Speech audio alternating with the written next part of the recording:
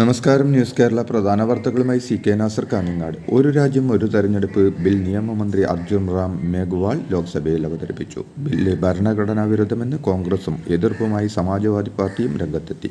സംസ്ഥാന നിയമസഭകളെ അട്ടിമറിക്കുന്ന bill അംഗീകരിക്കില്ലെന്നും bill പിൻവലിക്കണമെന്നും കോൺഗ്രസ് ആവശ്യപ്പെട്ടു.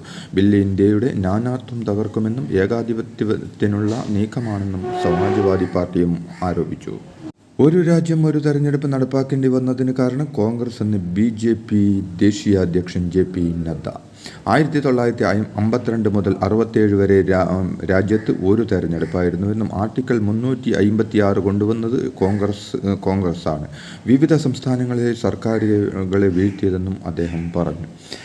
നെഹ്റു 8 തവണയും ഇന്ദിരാഗാന്ധി 50 തവണയും രാജീവ് ഗാന്ധി 9 തവണയും മൻമോഹൻ സിംഗ് 10 തവണയും ഈ നിയമം ഉപയോഗിച്ചു. ഇതാണ് രാജ്യത്ത് ഒരു രാജ്യം ഒരു തെരഞ്ഞെടുപ്പ് നടപ്പാക്കേണ്ട